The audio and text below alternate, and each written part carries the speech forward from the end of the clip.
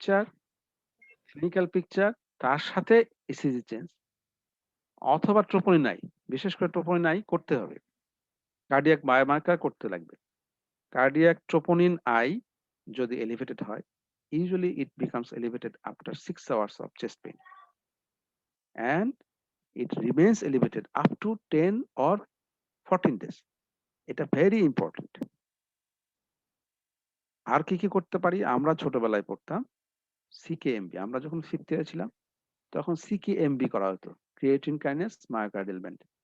এটাও 6 আওয়ার্স পরে লেভেলটা এলিভেশন হয়, but it persists elevated up to 24 hours, at best 36 hours.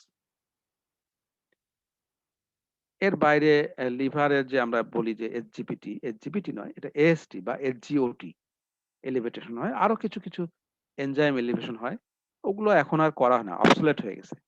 আমরা মূলত ট্রোপোনিন টি অথবা ট্রোপোনিন আই করি, কখনো সিকেএমবি করি। সিকেএমবি 36 আওয়ার্স, খুব বেশি হলে 36 আওয়ার্স পর্যন্ত এলিভেটেড থাকে। কিন্তু একটা পেশেন্ট যদি 3 দিন পরে আসে, তখন দেখা যায় তার ইসিজি অনেকটাই নরমাল হয়ে গেছে।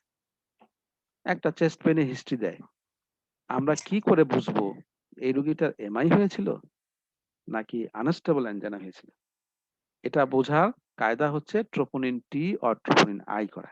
ভাই জিজ্ঞাসা করতে পারে এরকম কোশ্চেন, কারণ এই ট্রোপোনিন আইটা remains elevated up to 10 to 14 days। কাজেই retrograde diagnosis of MI is possible by doing troponin I. এটা ইম্পর্টেন্ট। আর আর ট্রোপোনিন আই করলে আমরা বুঝে নিতে পারবো এটা আনস্টেবল অ্যাঞ্জাইনা অথবা এমআই। ঠিক আছে? It is the sign of myocardial damage or ischemic injury. এর বাইরে আমরা ব্লাড সুগার করব, ডায়াবেটিস আছে রিস্ক ফ্যাক্টর দেখার জন্য, রেনাল ফাংশন টেস্ট করব, কি মেডিকেশন দিতে পারবো কি পারবো না, এসজিপিটি করব। Within 24 hours fasting lipid profile আমরা এমআই তেও করতে পারি।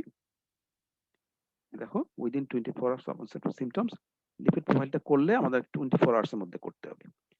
এর বাইরে এই স্টেবল অ্যাঞ্জাইনাতেও যে সিনড্রোম এন্ড স্টেবল অ্যাঞ্জাইনাতে কিন্তু আমাদের ট্রোপোনিন আই নাই, শুধু ইসিজি আর ব্লাড টেস্ট। এই পর্যন্ত সেম ছিল। আচ্ছা, অ্যাকুট এমআইতে যেহেতু আমাদের ইসকেমিক ইনজুরি আছে কিনা দেখতে হয়, এই জন্য আমাদের ট্রোপোনিন আইটা অবশ্যই করতে হয় অন্যান্য ব্লাড টেস্টের সঙ্গে। এর বাহিরে আমরা ইকোকার্ডিওগ্রাফি করব অ্যাকুট এমআই পেশেন্টদের before discharge. Routinely before discharge আমরা অবশ্যই ইকোকার্ডিওগ্রাফি করব, দেখব যে তার কোনো ওয়াল মোশন অ্যাবনর্মালিটি আছে কিনা, কোনো লেফট ভেন্ট্রিকুলার ডিসফাংশন আছে কিনা, রাইট ভেন্ট্রিকুলার ডিসফাংশন আছে কিনা, লেফট ভেন্ট্রিকুলার ক্যাভিটিতে কোনো থ্রম্বাস আছে কিনা যেটা এম্বোলাইজ করে স্ট্রোক করতে পারে অথবা অন্য কোনো সাইটে গেলে সেখানকার সিমটম করতে পারে। মেকানিক্যাল কমপ্লিকেশন, কোনো রাপচার হয়েছে কিনা, ভেন্ট্রিকুলার সেপ্টাল রাপচার অথবা মাইট্রাল রিগার্জিটেশন আছে কিনা, এগুলো আমরা ইকোকার্ডিওগ্রাফি করে অ্যাকুট এমআই তে দেখতে পারবো। রুটিনলি জাস্ট আফটার এমআই করা হবে না, বিফোর ডিসচার্জ করা হবে। এটা তাহলে আমাদের রুটিন ইমিডিয়েটলি করতে হয় ইসিজি, ইমিডিয়েটলি করতে হয় কার্ডিয়াক বায়োমার্কারস, অফকোর্স আফটার 6 আওয়ার্স, আর কিছু ব্লাড টেস্ট রুটিনলি করতে হয়। আর বিফোর ডিসচার্জ ইকোকার্ডিওগ্রাফি। এই আর আমাদের অপরদিকে স্টেবল অ্যাঞ্জাইনার কোনো পেশেন্টকে আমরা একই টেস্টগুলো করব, ইসিজি মেবি নরমাল, ব্লাড টেস্টগুলো করব, এক্সরে টেস্ট করব, কার্ডিওমেগালি পেতে পারি যদি হার্ট ফেলিওর থাকে ক্রনিক কমপ্লিকেশন হিসেবে। ইকোকার্ডিওগ্রাফি করে দেখব অলরেডি লং স্ট্যান্ডিং ইসকেমিয়ার কারণে কোনো লেফট ভেন্ট্রিকুলার ডিসফাংশন হয়েছে কিনা, কোনো ওয়াল মোশন অ্যাবনর্মালিটি আছে কিনা, এগুলো আমরা ইকোকার্ডিওগ্রাফি করলে বুঝতে পারবো। আমরা বলছি যে স্টেবল অ্যাঞ্জাইনার ক্ষেত্রে শুধুমাত্র এক্সারশনে চেস্ট পেইন হয়, এক্সারশনে অ্যাঞ্জাইনা হয়। কাজেই resting ECG may be quite normal, resting এ পেশেন্ট টোটালি সিমটমলেস।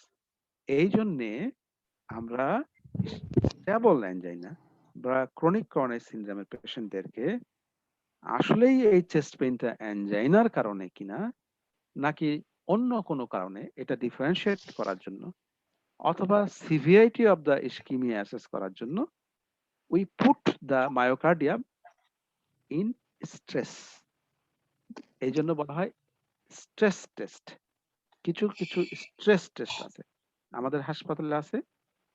ট্রেডমিল, তোমরা জানো ট্রেডমিলে এক্সারসাইজ করি আমরা, করি ট্রেডমিল মেশিনে হাঁটি, তোমরা তো দেখছো নিশ্চয়ই। ট্রেডমিলে আমরা হাঁটি, ভিটামিন যদি আমরা ইনফিউশন দিই, যারা হাঁটতে পারে না, পায়ে ডিফেক্ট আছে, এদেরকে আমরা অনেক সময় ডোবুটামিন দিয়ে মায়োকার্ডিয়াল রেট বাড়ায়, ফোর্স অফ কন্ট্রাকশন বাড়ায়, মায়োকার্ডিয়ামকে স্ট্রেসের মধ্যে ফেলা হয়, যাতে করে আমরা ইসিজি চেঞ্জ দেখতে পারি, প্লাস ইকোতে ওয়াল মোশন অ্যাবনর্মালিটি অ্যাপিয়ার করে, এইরকম হতে পারে। তাহলে এই গেল আমাদের স্ট্রেস টেস্ট। কাদের করব? স্টেবল অ্যাঞ্জাইনার পেশেন্টদের। যদি ক্লিয়ার কাট ডায়াগনোসিস, কনফিউশন থাকে, অথবা সিভিয়ারিটি অফ দা ডিজিজ দেখার জন্য। তাহলে এই পর্যন্ত আমরা গেল। এরপরে করোনারি অ্যানজিওগ্রামটা এখন আমি বলবো না। তাহলে ইসকেমিক হার্ট ডিজিজের পিকুলারিটি হচ্ছে, আমরা যেহেতু রেস্টে সিম্পটম ফ্রি থাকে, ইসিজি নরমাল থাকতে পারে, আছে অ্যান্টেরিয়র আছে, অ্যান্টেরোল্যাটারাল আছে, কাজে বড় একটা সারফেস। এর মধ্যে V3 V4 আমি বলছিলাম, শুধু V2 বলছিলাম সেপ্টাল, V5 V6 1 AVL বলছিলাম ল্যাটারাল। আর যদি V1 থেকে শুরু করে V6 এবং 1 AVL এ থাকে, যেটা এইখানে আছে, 1 এ আছে, AVL এ আছে, V1 এ ভালো বোঝা যাচ্ছে না, but V2 V3 V4 V5 V6 সবগুলোতে স্টিলেশন আছে, এক্সটেন্সিভ অ্যান্টেরিয়র। অর্থাৎ এই রোগীটার লেফট ভেন্ট্রিকুলার ফেলিওর হওয়ার সম্ভাবনা খুবই বেশি, কার্ডিওজেনিক শক হওয়ার সম্ভাবনা খুবই বেশি। আর এই যে সেকেন্ড ইসিজি 2-3 AVF আছে, এর ইনফ্লুএমআই, এর হার্ট ব্লক হওয়ার সম্ভাবনা বেশি, first degree, second degree, third degree, যে কোনো এমআইতে অ্যারিথমিয়া হতে পারে। কিন্তু হার্ট ফেলিওর হওয়ার সম্ভাবনা বেশি অ্যান্টেরিয়র। তাও আবার জানতে হয় এটা কি অ্যান্টেরোসেপ্টাল, শুধু সেপ্টাল, নাকি অ্যান্টেরিয়র, নাকি এক্সটেন্সিভ অ্যান্টেরিয়র। কারণ যত বড় এমআই, যত সারফেসকে ইনভলভ করবে, তত বেশি হার্ট ফেলিওর সম্ভাবনা বেড়ে যাবে। এই জন্য আমাদের জানতে হয় এক্সটেন্ট অফ এমআই। এখানে এসে আমরা থেমে গেছিলাম, তোমাদেরকে সারফেস 12 লিড ইসিজি থেকে বুঝতে পারবো, কিন্তু পোস্টেরিয়র এমআই হয়তোবা বুঝতে পারবো না, কিন্তু রাইট ভেন্ট্রিকুলার ইনফার্কশন হয়তোবা বুঝতে পারবো না। এই জন্য আমরা এখানে এসে এটা বলতে চাইনি। এক্সটেন্ট অফ এমআই দেখার জন্য, অর্থাৎ ইনফিরিয়র এমআই হলেই আমাদেরকে দেখতে হবে তার অ্যাসোসিয়েটেড পোস্টেরিয়র মায়োকার্ডিয়াল ইনফার্কশন আছে কিনা, অ্যাসোসিয়েটেড রাইট ভেন্ট্রিকুলার ইনফার্কশন আছে কিনা। দেখার উপায় কি? দেখার উপায় হচ্ছে, যখনই ইনফিরিয়র এমআই হবে, লিড টু 3 AVF স্টিলেশন পাবো, চট করে আমাদের দেখতে হবে হার্ট ব্লক আছে কিনা, কারণ ইনফিরিয়র এমআই তে হার্ট ব্লক বেশি হয়। চট করে দেখতে হবে পোস্টেরিয়র এমআই আছে কিনা, চট করে দেখতে হবে রাইট ভেন্ট্রিকুলার ইনফার্কশন আছে কিনা। কিভাবে দেখবো? পোস্টেরিয়র এমআই আছে কিনা দেখার জন্য আমাদেরকে তাকাতে হবে V1 অথবা V2। V1 এ বা V2 তে যদি আমরা, এখানে দেখো ছোট্ট একটা আর ওয়েভ,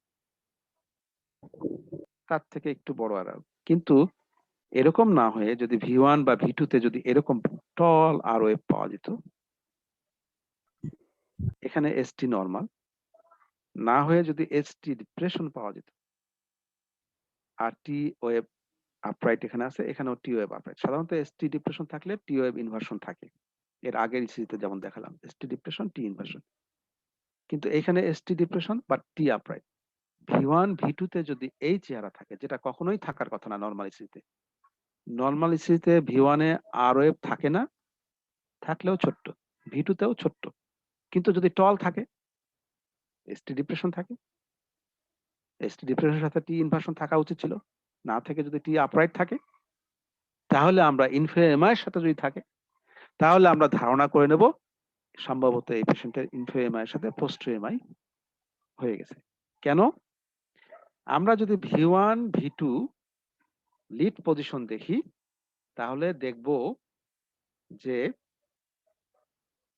V1 হচ্ছে ফোর্থ ইন্টারকস্টাল স্পেস, V2 হচ্ছে fourth intercostal space, just lateral to sternum.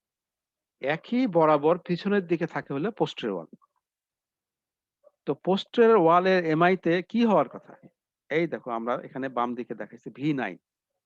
অর্থাৎ আমরা পোস্টেরিয়র এমআই দেখতে পারি ২ ভাবে। একটা হলো V1, V2 র দিকে নজর দিয়ে অথবা V5, V6, V5, V4, V5, V6 কে খুলে V6 টাকে ঠিক রাখবো। V7, V8, V9 ৩ টা লিড আমরা বসাবো। V4, V5, V6 কে খুলে V7, V8, V9 করব।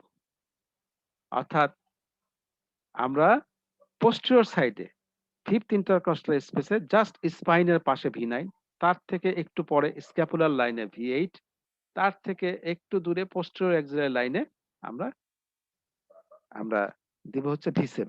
এটা যদি দেই তাহলে জাস্ট স্পাইনের পাশে 5th ইন্টারকস্টাল স্পেসে একই এটা পাবো। অর্থাৎ sign of MI Q, ST elevation, T inversion. এটাকে বলে মিরর ইমেজ। অর্থাৎ আয়নায় দেখলে সব উল্টে যাবে। V1, V2 জাস্ট পোস্টেরিয়র ওয়ালের অপোজিটে থাকে। এইজন্য V1 এ যদি আমরা টলার পাই